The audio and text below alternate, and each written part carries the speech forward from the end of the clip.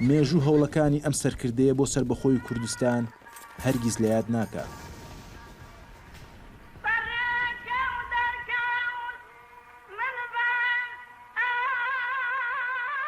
شێخ محموود کوڕی شێخ سەعیدی کوڕی شێخ محەممەدی کوڕی حاجی کاک ئەحمەدی شێخ ئەو سەرکردەی کورد کە نزیکەی 100 ساڵ پێش ئێستا ویستی خەونی دەوڵەتی سربەخۆی کوردستان بکاتە ڕاستی.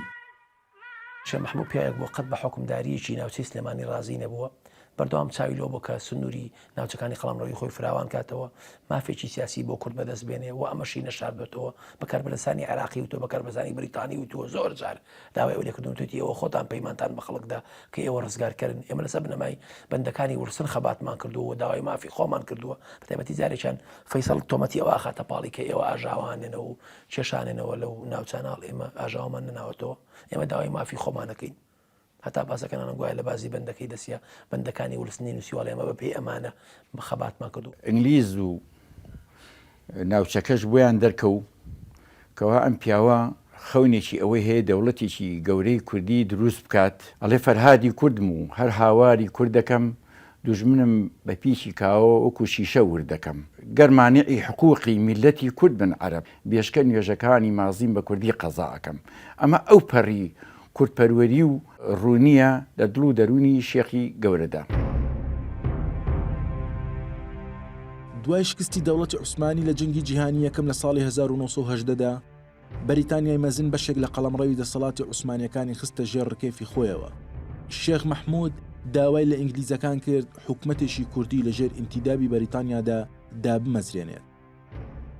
شێخ خولیایەوە هەبووە کە قوارەیەشی سیاسی کوردی لەم ناوچەیە دابمەزرێنێ و شێخەیزانی ئینگلیز دەسەڵاتدارێکی گەورەی دنیایە و دەوری هەیە لە دروستکردنی دەوڵەتە بۆ میلەتانی ڕۆژهەڵات، بۆ هەر خۆشیان ئینگلیز و فەرەنسیەکان ڕاگەاندنیشیان هەیە لە ساڵی 1970 ئێمە هاتوونەتە ناوچەی بۆی گەلانی ژێردەستی عوسمانی ڕزگار بکەین و یارمەتیان دەی بۆ دروستکردنی قوارەی سیاسی.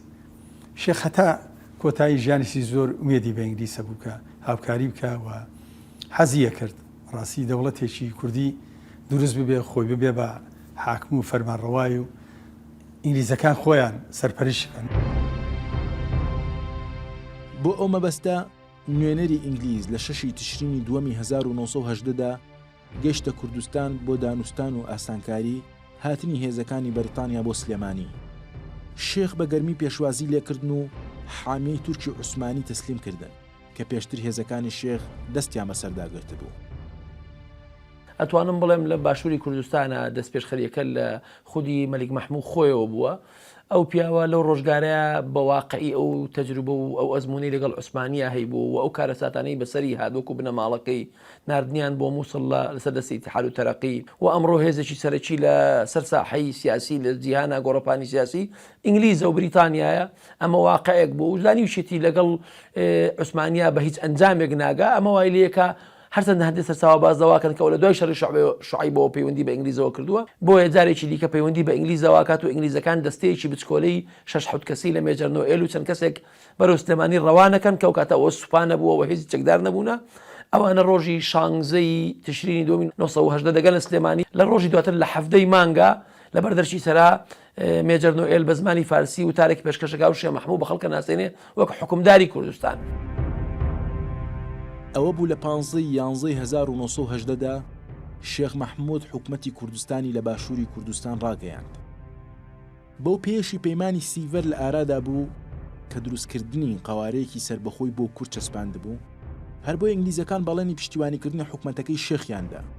بەڵام پشتیوانی ئینگلیز بۆ حکومەتەکەی شێخ محموود لەو کاتەدا پشتیوانێکی تاکتیکی بوو بەقەد ئەوەی پشتیوانێکی استراتیژی بێ.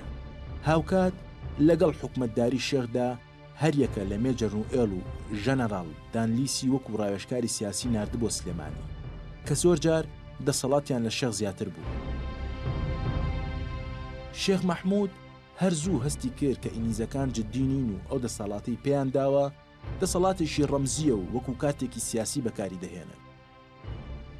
کاتێکە بوو بە حکومدار لە سەردەمی ئینگلیزەکاندا ئەم مەبەستی هەموو شتێک ئاسوودەی میلەت ئاشتی و خزمەتکردنی گشتی بوو بە شێوەیەک خۆی ڕادستی هیچ گەورە و دوژمنێکی تر نەکە ئللا خۆی ڕادستی بیرۆکەی کوردایەتی بکە لەبەر ئەوە کاتێکە فەرمانداری گرتە دەست ڕوانی ئینگلیزەکان پەیمانی خۆیان نەبروتە سەر ئەو کەسێکی سادەیان ئەویست کە بە قسەیان بکە وەک چۆن ئەوانەی ئیماراتی عەرەبی ئەوانەیان کە دامەزان دردۆنجی نێوان حکوومەتی بریتانیا و شێخ مەحموود بۆ واگرێتەوە کە شێخ مەحموود لەو ڕاستە گەشت بوو کە بریتانیا نە لەگەڵ سەربەخۆیی کوردان نە ئامادەشن سنوورێک بۆ ئەو سەلمێن ناخود بچەسپێنن بە دوایبەتی دوای ئەوەی کەوا مێجەر نۆئێل کە ئەوش کاربەدەستێکی بریتانی بوو لە سلێمانی بەڵام کەسێکی نەرمونیانتر بوو من لە مامەڵەیە لابردنی ئەو هێنانی مێجەرسۆن کە کەسێکی زیاتر تونند و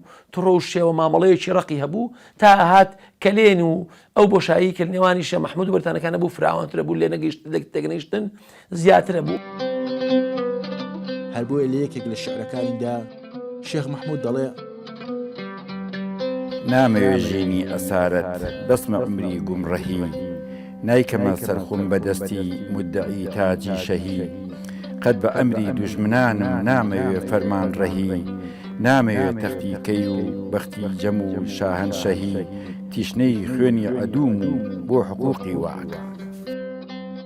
هەر بۆیە ڕۆژی 21 مایسی 1990 شێخ مەحموود تاکلایەنە سەربەخۆیی باشووری کوردستانی ڕاگەیاند و ئینگلیزەکانی لە سلێمانی دەرکرد هەروەها خۆی وەکو مەلیشی کوردستان ڕاگەیاند کە جگە لە سلێمانی لە هەریەکە لە ڕانیە و هەڵەبجە و کۆیە ئاڵای تایبەتی میرنشینەکەی هەڵکرد.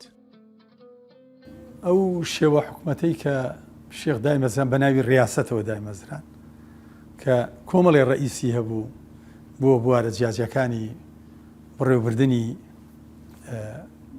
حکوومەت و ناوچەکە و جۆر بەڕاستی شێوەیە بوو لە حکوومەت بۆ ئەو زەمانە و شێخ خۆیشی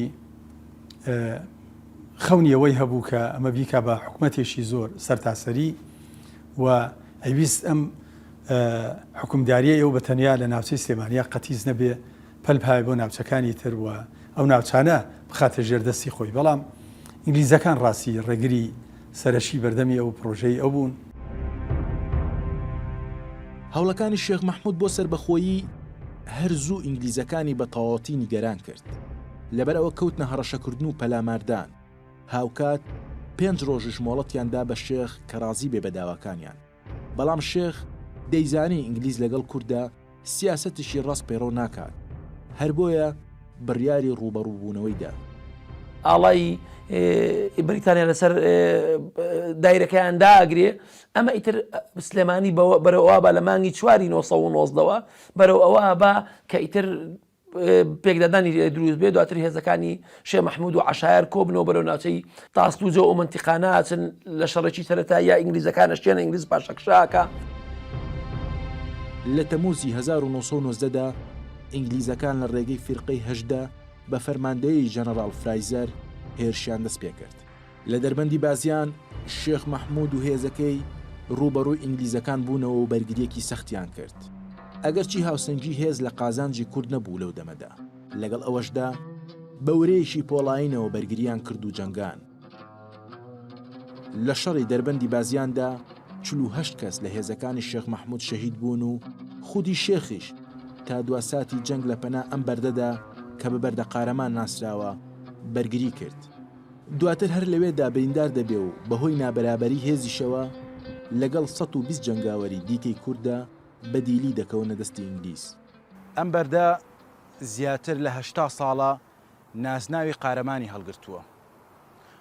خۆی لە ڕاستیدا تەنها بەردێکە و بەشێکە لە سروشتی کوردستان بەڵام لەبەر ئەوەی یەکەم مەلیشی کوردستان لە پێناو خەونی سەربەخۆییدا لێرەدا جەنگا و خوێنی ڕشت هەر بۆیە ئەم بەردە لەو مێژووەوە شوناسی قارەمانی هەڵگرتووە. دوای بەدیلگرتنی شێخ مەحموود لەلایەن ئینگلیزەوە لە دادگایەکی سەربازیدا حکمی سێداری بۆ دەرکرا و پاشان حکمەکە دەگۆڕن بۆ زیندانی هەمیشەیی و دوورخستنەوەی بۆ هەندستان. ئینگلیزە وەختە گەورەترین و بەهێزترین دەوڵەتی دنیا بووە. ئینگلیز فڕۆکەی هەبووە، تانکی هەبووە، تۆپی هەبووە، چەکی پێشکەوتوی شەڕی هەبووە، تەجەبەیەکی زۆری شەڕی هەبووە. توانایی جەنگی ئینگلیز سەد بەرابەری توانایی هێزەکانی شێمە ڕاستە هێزەکانی شێخ ڕەنگە ئیرادەیەشیان هەبوو بێکە تۆ قەزیەک و کێشەیەک دێ و لەسەر مافی ڕەوای خۆت هەڵە دەیتێەوە بەرەنگاریەکەی بەڵام بیریشمان نەچێت ڕەنگە ئەمە بەتەنیا بەس نەبێ بۆەوەی تۆ بتانی لە شەڕا سەرکەوتوو بیە. لەگەڵ هەوڵەکانی بەریتانیا بۆ دامەزراندنی دەوڵەتی عێراق و ئەنجامدانی گشتپرسی بۆ ئەوەی مەلیک فەیسەڵ بکەنە پادشای ئەو دەوڵەتە، لیوای سلێمانی بە هەموو شێوەیەک ڕەتیان کردەوە بەشداری ئەو گشتپرسیە بکەن و داوایان دەکرد مادەی 16 لە پەیمانی ئینتیداوی بەریتانی جێبەجێ بکرێ کە تیایدا نووسرا بوو لەم ئینتیدابەدا هیچ ئامانجێکی تێدا نییە ڕێگری بکات لە دامەزراندنی حکومەتێکی سربەخۆ بۆ کوردەکان لە ناوچە کوردنشینەکاندا. بەڵام ئینگلیزەکان لەو دەمەدا یەک ئامانجیان هەبوو، ئەویش پشتیوانیکردنی دامەزراندنی دەوڵەتی عێراق بوو. داواکاریەکانی کوردیان بەلاوە گرنگ نەبوو. جارێکی دیکە پشێوی ناوچەکانی سلێمانی گرتەوە و ئینگلیزەکان ناچار بوون شێخ مەحموود بگەڕێنەوە بۆ کوردستان و جۆرێک لە دەسەڵاتی پێ بدەنەوە. ئەبێ و ڕاستی بزانین کە ئینگلیزەکان دوای نەفیکردنی شێخ مەحموود تقریبا لە حوزەیرانی 1990 مانجی شێشەوە هەتاوەکو کۆتایی ئەیلولی 1922 حکومێکی ڕاستەوخۆی ناوچەی سلێمانیان کردووە. دوجار بەهێزبوونی باسچی تورکخواکان و تورکچێتی و هاتنی ئەو هێزە تورکە بۆ منتقی ڕەواندز و ئەو ئاژاوانەی کە دروست بوو بخەریک و ناوچەی وڵایەتی مووسڵ لەدەست بدەن ئەو قەناعەتەی لە ئینگلیز دروست کرد کە تەنها ئەم بۆشاییە بە شێخ مەحموود پڕەبێتەوە.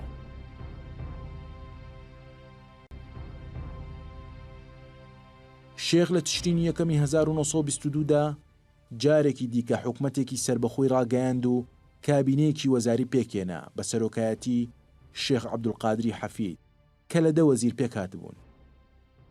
شێخ مەحموود لە کاتی حکومداری بڵین دوو هەمی یاسای 1922 پیاوێکی ڕووناکبیر بوو، پیاوێکی شاعیر بوو، پیاوێکی بڵین تا حدێک دەستی نووسینی هەبوو، سەدان نامەی هەیە هێشتا هەنێکی بە چاپ گەێنراوە. ئەنجا نووسینیە تەنانەت نووسینیشی هەیە بۆ لینین ئەڵێ یارمەتیمان بن، ئێمە میلەتێکی مستەضعەفین، ئێوە ئەگەر هەڵگری ئاڵای مرۆڤایەتی و ئینسانیەت و یەکسانین فەرمووی ئێمە لەگەڵتان ناوین بەس یارمەتیمان بە قوارەیەکمان هەبێت. شێخ مەحموود پیاوێک بووە وشیاری سیاسی هەبووە، پیاوێک بووە ئەستەمبوڵی بینیوە، لە بنەماڵەیەکی دیار بووە، خوێندەوار بووە، فارسی و کوردی و عەرەبی بەباشی زانیوە، تورکی زانیوە. حکومەتە سەربەخۆکەی شێخ ماوەی 2 ساڵ بەردەوام بوو، بەڵام دواتر بەهۆی بەرژەوەندی وڵاتە زلهێزەکانەوە پەیمانی سیڤەر لە نێو برا و پەیمانی لۆزان شوێنی گرتەوە. پێم وانە ئەو ڕۆژگارە حکومەتەکەی شێخ مەحموود با بڵین هاوشانی ئەوە نەبێت کە بۆ مەلیکی سعودیان دروست کرد لە عەبدولعەزیزی ئال سعودیان دروست کرد لە سعودیەی ئێستاە، یاخود بۆ ئەوەی بۆ فەیسەڵیان دروست کرد و خۆیان ئەو پشگیریشیان کرد و کابرایان لە نەجد و حیجاز و لە دەست بەسەریەوە هێنایەوە لە ئەوروپاوە هێنایان و کردیان بە مەلیک لە عێراقا. من پێم وایە ئینگلیز خۆی ئەجنداکەی شتێکی تەنەموو بۆ کورد. حکومەتی عێراقی و ئینگلیز دەستیان کردەوە بە ملهوڕی، بەڵام شێخ خۆی نەدا بەدەستەوە و ڕوبەڕوویان بووە بە هەموو شێوەیەک.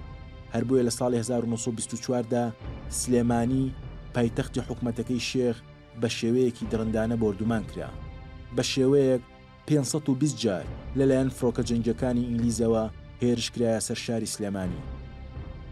بێگومان ئەوە ساڵی 1924 وەڵامی شێخ مەحموودیانەوە ئەوان تەبەن بەیاننامە ئەخەنە خوارەوەڵێ چۆڵیکەن، ئەوانیش هاتن بۆردومانێکی زۆریان کرد هی ناو شارەکە. بێگومانێکی لەو قومبەلانەی کەوتە خوارەوە یای بە خانەقای مەحویە نەتەقیەوە. یەکێ لە قومبەلەکان بەرماڵی زێوەرەفەندی کەوت. زێوەرەفەندی جا لێرەدا شتێکێتە پێشەوە باسی بکەین. زێوەرەفەنی کە ئەچێتە ماڵەوە ئەبینیە ماڵی وێران بووە، سێرەکە دەستنووسەکانی تیاچوون، شعری زۆر بوو زێوەر. هەروەها خۆشەویستی شێخ مەحموود مامۆستا شێخ مەحموودش بوو لە عینی کاتە.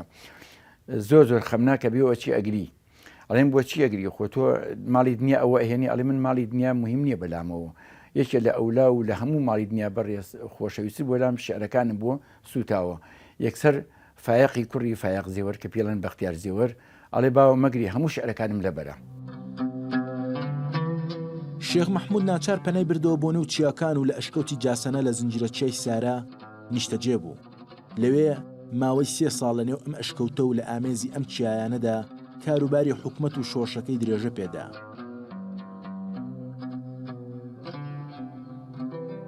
سەختی ژیانی ئەم قۆناغەی لە نێو چیادا ڕێگر نەبوو لەوەی چەند ڕۆژنامەیەک لەو کاتەدا دەربکات. لە گرنگترینیان بانگی حەق و ئومێدی ئیستیقلال بوو. ئەم ڕۆژنامانە بە بانگی کوردستان و ڕۆژی کوردستان و بانگی حەق و ئومێدی ئیستیقلال بەڕاستی ڕۆیشی هەرە گەش و جوانی ئەو حکومداریان. بیرشمان نەچێ ڕۆژنامە گەری لە ژیانی سیاسی و کولتوری کووردە ڕۆژنامەیەک نەبوو بە تەنیا بۆ گەیاندنی هەواڵ، بەڵکو ڕۆژنامە زیاتر پەیامی گەیاندنی ڕەوایی مەسەلەی کورد و ڕەوایی داواکانی کورد و مافەکانی کوردی گەیاندوو. بە تایبەتی لە ژمارەکانی سەرەتای ئومێدی ئیستیقلالە هەر لە ژێر ئەو سەرناوی ئومێدی ئیستیقلال دوو بەیتی شیعرێکی شێخ نووری شە ساڵح بڵاو کراوەتەوە کە دەقیقەی ئەمەیە: خودایە بەسێ ئیتر لەبەری دەیجووری ئیزمی حلال، طلوعی پێ بکەی خورشیدی ڕۆژی پاکی ئیستیقبال، لەگەڵ خولیای هیزرەتدا بەسەر چوو عمری شیرینم، دەسانۆبەی ویساڵە ئاه ئەی ئومێدی ئیستیقلال. خەونی سربەخۆیی خەونێکی دێرینە، بە تایبەتی لە سەرەتاکانی سەدەی ڕابردووەوە بە شێوەیەکی کردداری لەلایەن کوردەوە خەبات و تێکۆشان و خوێنی بۆ درراوە. بەڕاستی شە مەحموود فکری دەوڵەتی لە مێشکا بووە، فکری دەسەڵاتی سەربەخۆی لە مێشکا بووە، فکریەوەی لە مێشکا بووە کە کەرکووکیش بێتە ژێر دەسەڵاتیەوە بە ئاشکرا ئەمانەی وتووە. بەریتانیەکانیش مەسەلەی شێخ مەحموود و مەسەلەی کوردان لە باشووری کوردستانە وەکو کارتێک ویستووە تا مەسەلەی کێشەی ویلایەتی مووسڵێک لایەکرێتەوە ئەخرێتە سەر عێراق. یعنی ئەمە شتێکە بەڵگەنەویستە هەر سەرچاوێکی مێژووی سێرکی مەکتەبەکەی فازڵ حسێنەوە کە عەرێبەکە نووسیوێتی ئەزانی کە مەسەلەی کورد لە باشووری کوردستانە زیاتر کارتێکی دەست بریتانیا بۆ تا وەکو مەسەلەی ویلایەتی مووسڵێک لایەبێتەوە. ئەگەر بەرژەوەندی زلهێزەکانی ئەوێ ڕۆژ و هۆکارە بابەتیەکانی نێوخۆی کوردستان پشتیوان بوونایە، ئێستا کوردیش وەکو هەموو نەتەوەکانی دیکەی ڕۆژهەڵاتی ناوەڕاست لانی کەم لە باشووری کوردستان خاوەنی دەوڵەتی نەتەوەی خۆی دەبوو. ڕاستە، ینی جوڵانەکەی شێخ نەیتوانی تەنانەت لانی کەمی ئامانجەکانی خۆی بەدیێنێ، بەڵام دوجار ئەو ڕاستی سەلمان کە لەو دەوڵەتە تازە دامەزراوەی عێراقا مەسەلەیەک هێناوی مەسەلەی کووردە و جۆرێک لە ژیان و ڕۆحیەتێکی لە لای ئینسانی کورد بەجێ هێش کە سوور بێ لەسەر داوەکانی. شێخ مەحموود گەڕایەوە بۆ سلێمانی، هەتا ئەو ڕۆژەشی گیانی سپارت لە نێو ئەم خانوەدا لە گوندی داریکەلی خەونی بە دەوڵەتێکی سربەخۆی کوردستانەوە دەبینی کە لە 16 ویلایەتی مووسڵ یەکلایی بێت وەخرێتە سەر عێراق. لێرە بە دواوە زمانی ئینگلیز لەگەڵ کووردا ئاگۆڕێ، هەرچەندە ئەستەن یەکلایی بوونەوەی ئەو کێشەیە لەسەر ئەساسی بنەمای بەڵێنی بریتانیا بوو بە عوسبەی ئومەم کەوا 25 ساڵ ئەبێ عێراق لەژێر ئینتیدا بێت. دواتر ئەگە تۆ حسابێکی لە 25 بۆیە تا ساڵی 50 عێراق لەژێر ئینتیدا بووە، بەڵام لە 1930 زۆر بە ئاسایی بەریتانیا لەگەڵ عێراق ڕێیەکەوی و یەکلایی بێتەوە کە عێراق ئەبێ بە ئەندام لە کۆمەڵی گەلان کەواتە ئینتیدا بنەما، کەواتە ئەو بەڵێنانەی کە درا بە عوسبەی ئومەم بەریتانیا خۆی هەڵی وەشانەوە. ئەگەر ئێستاش کورد داوای بکاتەوە مەسەلەی وابەستەیی ویلایەتی مووسڵ بە عێراقەوە لەو کاتەوە بەتاڵ بۆتەوە کە بەریتانیا ئەو بەڵێنانی کە داوی بە عوسبەی ئومەم جێبەجێی نەکرد. ئەگەر چی شێخ مەحموود لە پێناوی خەونی سربەخۆییدا دەردیسەری و ئازاری زۆری چەشت، بەڵام تێکۆشان و هەوڵەکانی ئەو سەرکردەیە دواتر بوونە داینەمۆی بزواندنی هەستی نەتەوەیینەوەیەک کە چەندانیان لە پێناوی خەونی سربەخۆییدا گیانی خۆیان کردە قوربانی. وحشەت و نەفرەت لە چارەی عارەبی پێپانەکەم، من تەمەنای سربەخۆیی میلەتی خۆمانەکەم. ڕانکوچۆغەی لای ڕەواندز پەستەکی بانم هەیە، بۆ کڵاشی تیرەقایم ڕوو لە هەورامانەکەم.